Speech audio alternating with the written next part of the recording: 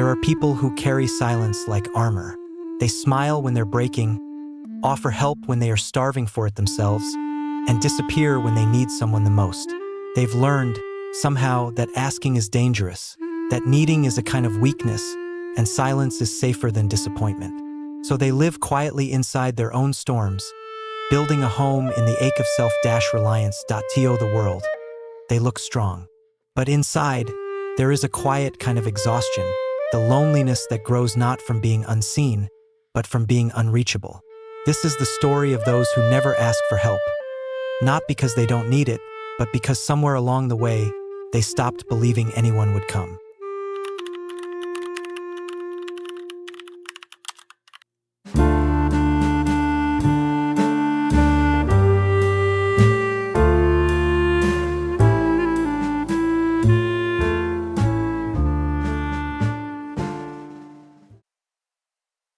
They are everywhere, though you rarely notice them. The ones who remember everyone's birthdays. The ones who check in, stay late, fill the silence with warmth so no one else has to. They move through the world like quiet anchors, steady, reliable, endlessly available. And yet, when the night comes, something inside them hums with emptiness. They have mastered the art of appearing fine. Every smile is measured. Every "I'm okay" rehearsed. They tell themselves they're strong for enduring, that self-sufficiency is a virtue. But beneath that poise lies a small, aching truth. They are tired of holding everything alone. Still, they don't ask. Not because there's no one around, but because asking feels foreign, like speaking a language they were never taught. They've built an identity around being the one others depend on. To admit struggle feels like betrayal. To their image, their history, their sense of worth. So they continue, carrying more than they should. They convince themselves that as long as they keep giving, they will stay connected. That strength will protect them from abandonment. But slowly, invisibly, their kindness becomes a cage. One that keeps others close, but never quite lets them in. And when they finally pause, when the laughter fades and the lights dim, there's a silence that feels heavier than solitude.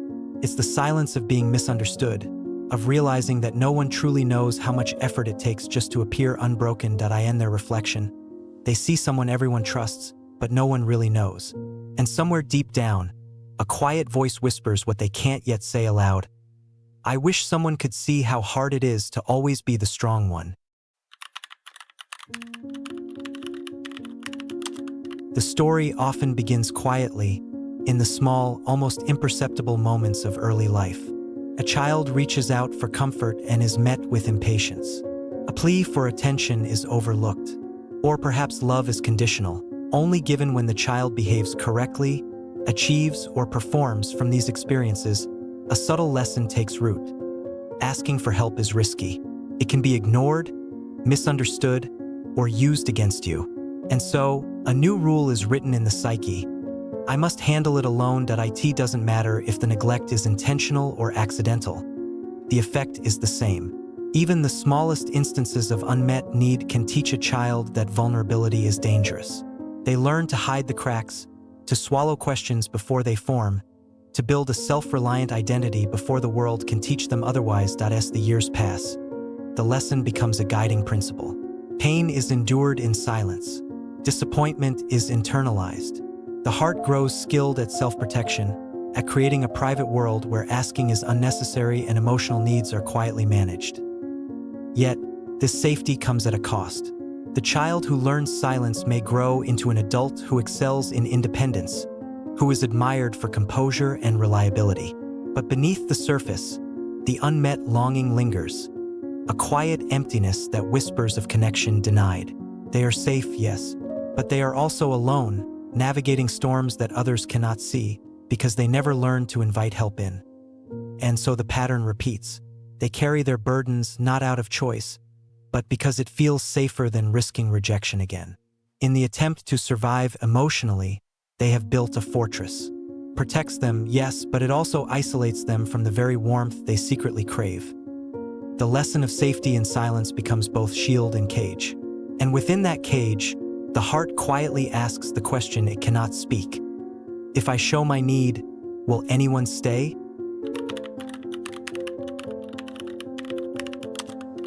The habit of carrying everything alone is not merely a choice. It is wired into the mind through layers of experience, biology, and learned behavior. Attachment theory offers one explanation. Early relationships shape the way we perceive safety in connection. Those who learned that caregivers were inconsistent, unavailable, or conditional may develop an avoidant attachment style, a quiet strategy to survive emotionally. They come to believe that relying on others is unsafe, and that self-sufficiency is the only reliable anchor. The nervous system, too, plays a role. Repeated experiences of neglect or rejection train the body to anticipate threat in moments of vulnerability. When help is requested and not received, a subtle alarm fires, a surge of cortisol, a tightening of muscles, an instinct to retreat. Over time, these biological responses reinforce the psychological pattern. Asking equals danger. Silence, though lonely, feels safer. Cognitive biases deepen the effect. The self-sufficiency bias convinces them that needing help is weakness and that admitting struggle is shameful. They may notice when others fail them and generalize it as proof that no one can be trusted. Even acts of kindness from strangers are filtered through suspicion or disbelief because the mind expects rejection more than support. Ironically, this very self-reliance becomes a barrier to emotional relief. The mind interprets independence as control, yet the heart grows heavier. The more the brain leans into self-sufficiency, the more isolation becomes habitual, and the more exhausting it is to maintain the facade of composure. And yet, even in this pattern, there is subtle hope. Understanding the psychology behind avoidance is not an indictment, but a revelation. These behaviors served a purpose once. They were strategies to endure, to survive, to protect. Recognizing them is the first step in seeing the person behind the armor. A person who has survived much, yet still longs quietly for connection. Inside, there is a quiet tension, a tug-of-war between desire and fear. They long for understanding, for someone to notice the cracks beneath their composed surface. Yet when the impulse to reach out arises, it collides with ingrained caution. Asking feels risky, even impossible. They invent ways to cope. Humor becomes a shield, distraction a companion. They laugh at their own struggles, minimize their own pain, and craft explanations that make their suffering invisible, even to themselves. Each day, the unspoken need accumulates, pressing silently against their chest, heavy but contained. This inner conflict is not dramatic or explosive. It is subtle, persistent. It is the fatigue that comes from pretending to be unbreakable, the quiet ache of carrying more than one was meant to bear alone. It is the mental calculation of how much one can reveal without losing the fragile control over perception. Resistance to asking is reinforced by experience. Every time they try and are misunderstood, dismissed, or burden another, the inner voice whispers a warning. Don't ask. Don't show weakness. And so they return to silence, to the safety of solitude, repeating the cycle, deepening the isolation. Yet beneath the weight, there is a yearning. It is the soft echo of human connection. Small, almost imperceptible, yet persistent. It can appear in fleeting moments. A friend's unexpected kindness, a stranger's gentle concern, a quiet eye meeting theirs with understanding. These moments stir a longing that is both comforting and painful because it reminds them of what they have withheld from themselves for so long. The unspoken need is a paradox. It is the source of their strength, yet also the origin of quiet suffering. It is the reason they survive and the reason they ache. And until it is acknowledged, the heart carries both the weight of resilience and the secret loneliness of its silence. The breaking point is rarely sudden. It is often a quiet erosion, a series of small, imperceptible events that chip away at the armor of self-reliance. A long night of unspoken exhaustion, a task too heavy, a crisis too urgent, a body and mind that can no longer sustain the weight alone. Sometimes it arrives as an external event, an unexpected loss, an illness, a failure that cannot be managed in silence. Other times, it is internal, a surge of emotion that cannot be contained, a tear that slips past the lips, a confession whispered into the dark. In that moment, they recognize a truth they have long avoided. They are human, and humans are not meant to endure everything alone. The first act of reaching out is often hesitant, awkward, or even terrifying. The hands that have always given now tremble as they seek support. The heart that has long disguised its longing feels exposed.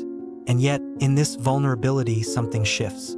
There is the quiet realization that asking does not have to destroy them, that trust, once extended, can bring relief, connection, and understanding. Kindness received in response to need is transformative, not because it solves all problems, but because it validates the person who dared to speak.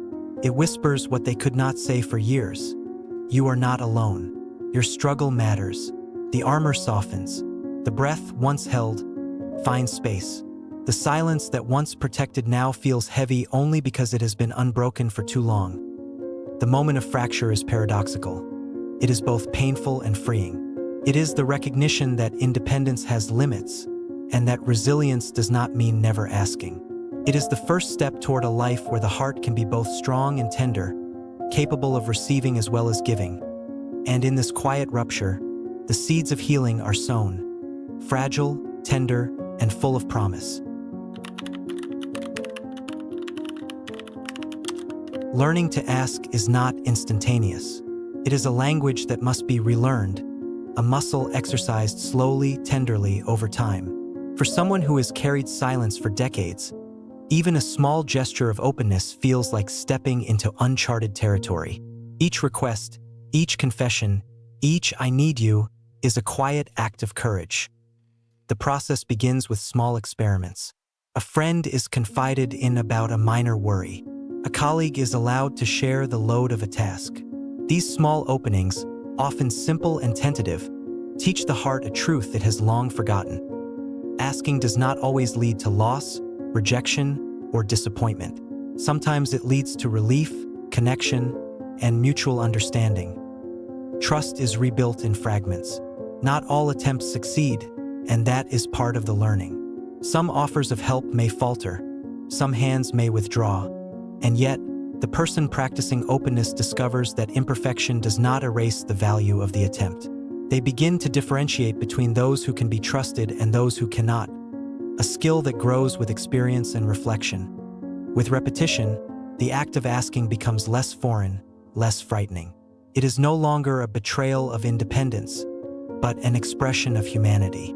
The heart, once closed, begins to expand again. Vulnerability becomes a bridge, not a weakness.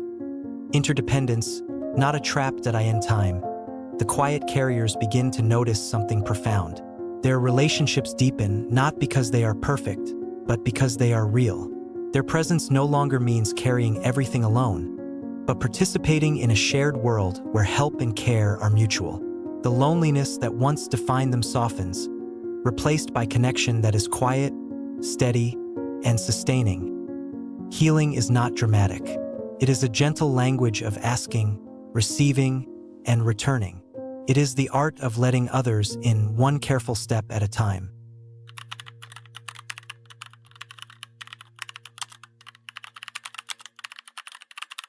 There is a subtle grace in the return to belonging. It is not marked by grand gestures or sweeping transformations, but by quiet shifts, a hand offered without hesitation, a question asked without fear, a presence that can finally be shared.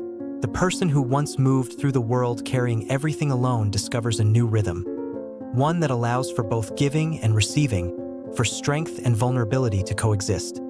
They notice the soft beauty of being seen, not as someone who must perform, fix, or endure endlessly, but as someone who exists, fully and imperfectly, in the gaze of others. Connection, once a distant longing, now becomes a living, breathing part of their day. Small moments, steady rhythms, shared silences. The loneliness that once defined them does not vanish entirely, but it becomes tempered, manageable, a gentle reminder of resilience rather than a source of quiet pain. There is also a quiet joy in reciprocity. For so long, their life was structured around giving, carrying, protecting. Now, they experience the subtle satisfaction of letting others give back. of realizing that human bonds are strongest when help flows both ways. In these moments, they learn that asking is not weakness, but trust, that need is not a burden, but a bridge. And so, the journey comes full circle. The quiet carriers, once isolated by silence and fear, find themselves part of something larger than endurance. They are held gently without demand. They are understood tenderly without judgment. And they carry no shame in needing, no fear in being seen. The heart, which learned long ago to survive alone, now discovers the extraordinary simplicity of belonging. It is not a loud revelation, but a soft, steady awakening. That to exist fully is to be seen, to be needed, and to be embraced, quietly, beautifully, humanly.